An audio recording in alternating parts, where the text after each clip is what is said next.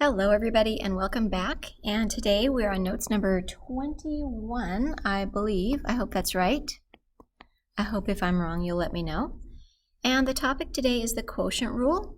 Hopefully you remember that the last rule we learned was called the product rule, and the product rule tells you how to find the derivative of a function that is a product of two or more functions. And today's rule tells you how to find the derivative of a quotient, a function that's a quotient of two or more functions. So you can see with my notation here, f over g is representing the quotient. So f is the numerator, g is the denominator. And this little symbol here is our prime sign, and that means derivative. And what you're going to see on this first slide is the proof, the algebraic proof of the rule that we're going to use. So you're welcome to just kind of watch this part quickly. You can double the speed or whatever. You don't need to write down the proof at all. So just to justify it so you don't think we're doing magic tricks here. We go back to the definition of derivative, the limit definition of derivative, and I'm choosing to use the one with h goes to 0.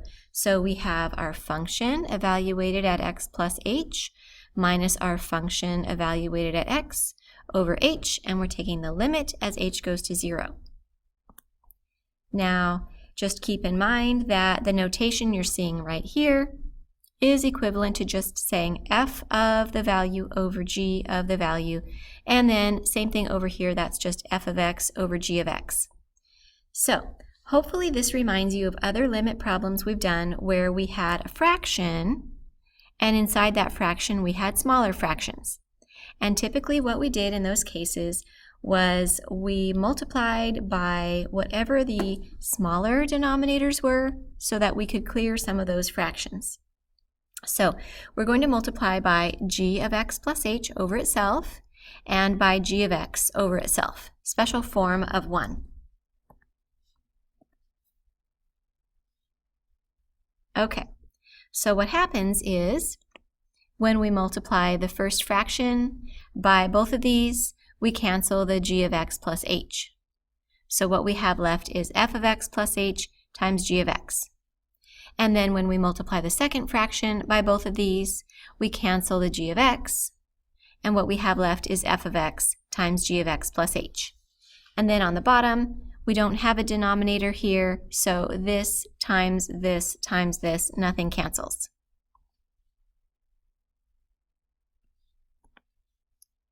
Oops.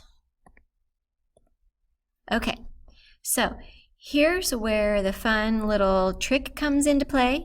If you remember from the proof of the product rule, there was something special that was added. A special form of 0 was added to the problem. Adding 0 does not change the value, but adding 0 does manipulate how things look so that we can kind of work with it some more. So the special form of 0 that's added for this particular proof is minus f of x g of x plus f of x g of x. And as we go through the next few steps, you'll understand why, or at least you'll get to see why we do that. So what happened next was that the first two terms over the denominator became one fraction, and because they both have a factor of g of x, that was factored out of the numerator. And then the last two terms of the numerator over the denominator became the second fraction, and because they both have f of x as a factor, that was factored out of the numerator. Now, hopefully you realize that the limit as h goes to 0 of f of x plus h minus f of x over h, that's the definition of the derivative of f. And the limit as h goes to 0 of g of x plus h minus g of x over h, that's the derivative of g. So we're going to be able to simplify this quite a bit. Okay, so I just separated it into this part over this part is one limit, and then the g of x is canceled. And then this whole thing is the second limit, and that's the f prime of x, that's the derivative of f. And then for the second one, this part is this first limit, and then this part is the second limit, and that's our g prime. That's the derivative of g. So now if we put 0 in for h here and here, we have 1 over g of x times f prime of x minus f of x over g of x squared times g prime of x. Now that's not very handy to remember or memorize. Kind of like, remember the product rule was the first times the derivative of the second plus the second times the derivative of the first. And that you can remember pretty easily. Right now in this form, the quotient rule is not easy to remember, so a little bit of work is done to change the form. So I multiplied this first part, or I should say I divided this first part by g of x. Okay, I did multiply and divide it by g of x. I multiplied it by g of x over g of x and left the second part the same. That way they have the same denominator. And when two things have the same denominator, you can combine the numerators. So this is still not as wonderful as the product rule, but this is your quotient rule. This is the derivative of a quotient. We could say this: the second times the derivative of the first minus the first times the derivative of the second over the second squared. Now I'm going to write that on the next slide as well, the quotient rule. And there's different ways to remember it. You can use the words first and second, top and bottom, etc. So this time I'm going to say it with the top. So remember, first comes the bottom. So we have the bottom times the derivative of the top minus, the product rule has plus, the quotient rule has minus, minus the top times the derivative of the bottom over the bottom squared. So let's say this together. The bottom times the derivative of the top minus the top times the derivative of the bottom over the bottom squared. Or if you want to use first and second, where the top is the first and the bottom is the second. The second times the derivative of the first minus the first times the derivative of the second over the second squared. Now sometimes people will say this. They'll say high and low instead of first and second or top and bottom. And they might even abbreviate low and just call it low. So it's 2 letters. So everything is 2 letters. So it looks like this: low d high minus high d low over low low. Low low would be low squared, the bottom squared. So that's easier to remember. Low d high minus high d low over low low. The d stands for derivative. And then, to take it a step further, just to make it roll off the tongue even better, instead of low, we'll say ho. So ho means low, means the bottom. So we have ho d high minus high d ho over ho ho. Usually I'm teaching this lesson around Christmas time, so I say ho ho, like Santa. Hope that didn't scare you. Okay, so you have lots of ways to remember the quotient rule, but you do need to memorize it just like we memorized the product rule, because you know you're going to be using it over and over again. So now let's get to the examples.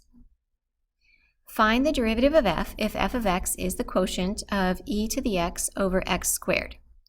Okay, so the derivative of f is going to be the bottom, x squared, times the derivative of the top, and the derivative of e to the x is e to the x, minus the top, e to the x, times the derivative of the bottom, the derivative of x squared is 2x, over the bottom squared, x squared squared.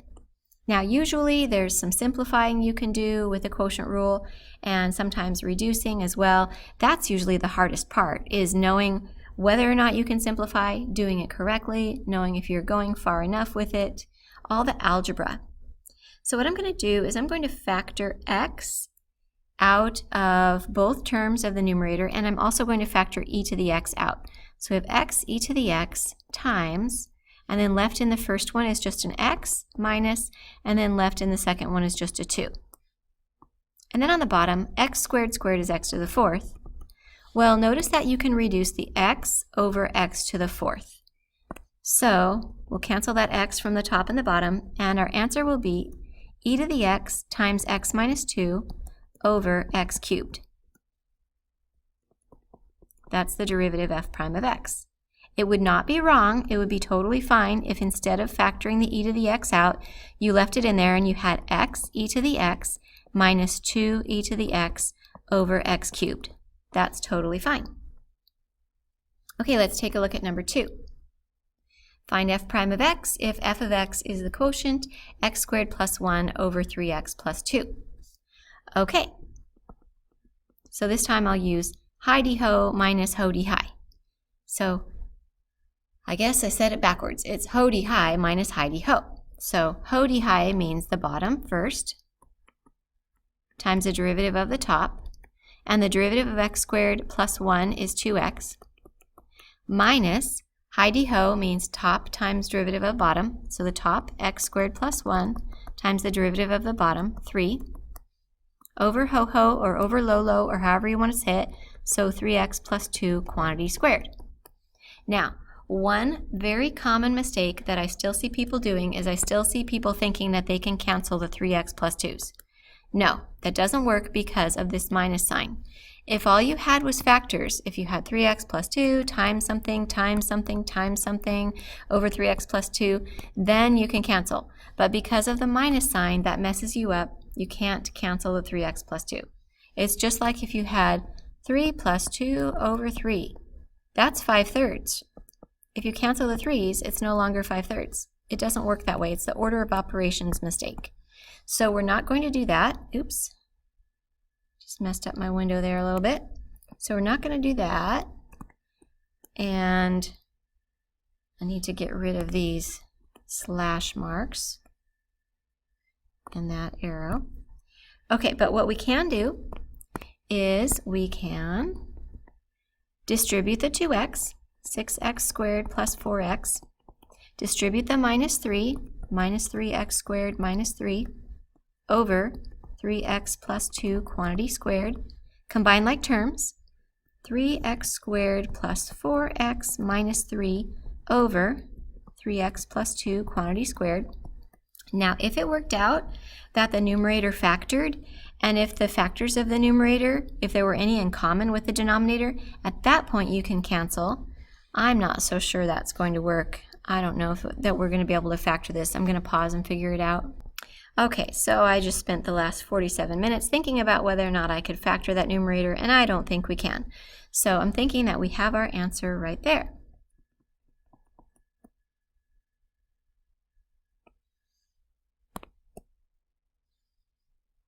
Okay, let's take a look at number 3. Number 3 is a little bit different. So it's not so algebraic, it's more conceptual. So we're trying to find f over g prime, so the derivative of the quotient, evaluated at 3. Now, what's the derivative of the quotient? Well, we have to use the quotient rule. If it was f over g prime of x, we would do the bottom times the derivative of the top minus the top times the derivative of the bottom over the bottom squared. Well, we're just going to do that with a 3 in there. So the derivative evaluated at 3 is going to be, I'm going to take each of these things and put a 3 in for x. So it's going to be g of 3 times f prime of 3 minus f of 3 times g prime of 3 over g of 3 squared. Now we can find these numbers. G of 3 is 2. F prime of 3 is negative 6. F of 3 is 4. G prime of 3 is 5. Over G of 3 squared, 2 squared. So we have negative 12 minus 20 over 4. That's negative 32 over 4. So that's negative 8. So remember what that means is, that's the slope of the tangent line to the curve, whatever that function is, at the point x equals 3. Now part B is a little bit more complicated. We still have a quotient, it's just that inside the denominator we have a difference. And if we were finding the derivative of f over f minus g in general, it would be the bottom, f minus g of x, times the derivative of the top, f prime of x, minus the top, f of x, times the derivative of the bottom, f minus g prime of x, over the bottom squared, f minus g of x squared. Now, f minus g of x just means f of x minus g of x. And if we put a 3 in there, it means f of 3 minus g of 3. So this part is this part with a 3 plugged in, times f prime of 3 minus f of 3 times this part would be f prime of 3 minus g prime of 3. So remember that when you have a sum or a difference, you just add or subtract the derivatives. There's no special rule for adding and subtracting. There's just a special rule for multiplying and dividing, the product rule and the quotient rule. And then on the bottom, f of 3 minus g of 3, and that gets squared. So let's plug in our numbers. F of 3 is 4, g of 3 is 2. 4 minus 2 times f prime of 3 is negative 6, minus f of 3 is 4, times f prime of 3 minus g prime of 3, negative 6 minus 5, over f of 3 minus g of 3, 4 minus 2, quantity squared. Okay, just be careful with your computations. We have 2 times negative 6 minus 4 times negative 11 over 2 squared. So we have negative 12 plus 44 over 4. So that is, what, 32 over 4? So that's 8. I hope I didn't make any computational mistakes. Okay, so I think we have 1 or 2 more examples. Number 4, find y prime of 1 for this function y. Now remember that there's a lot of different notation. Instead of calling it f of x and f prime of 1, I'm calling it y. So the notation y prime of 1 means the same as f prime of 1. But sometimes you'll also see this notation, the Leibniz notation, dy dx instead of y prime. And then if you're evaluating it at a number, you see a bar, and then you see the number x equals 1. So in your book, when you do your homework, you're going to see this notation quite a bit instead of the y prime notation. So what it's telling you is find the derivative and then plug in 1. There's a very important tip I want to give you, and that is after you find the derivative, it's going to look really, really messy, and you're going to be tempted to simplify it before you plug in 1. But I advise, don't do that. Instead, first, after you find the derivative, first plug in 1, then simplify. It's going to be so much easier. So notice that we have a product on the bottom. So we're going to use the quotient rule because we have a quotient. But when we're taking the derivative of the bottom, we have to use the product rule. So this problem is a bonus. You get the product rule inside the quotient rule. So here we go. Using the quotient rule, we have the bottom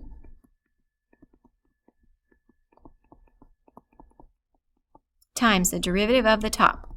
And the derivative of 1 minus 2x is negative 2. Minus the top times the derivative of the bottom. So here we go. To take the derivative of the bottom, we use the product rule. So the product rule says the first times the derivative of the second, and the derivative of x squared plus 1 is 2x, plus the second times the derivative of the first, and the derivative of 2 minus x is negative 1. So let's look back and make sure we got everything.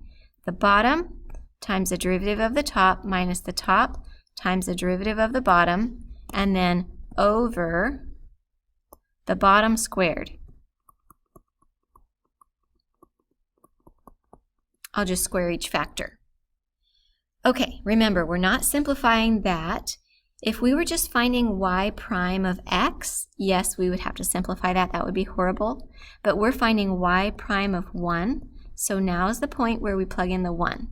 So we have 2 minus 1, that's 1, times 1 squared plus 1, that's 2, times negative 2, minus 1 minus 2 times 1 is negative 1, times 2 minus 1 is 1, 2 times 1 is 2, plus 1 plus 1 is 2.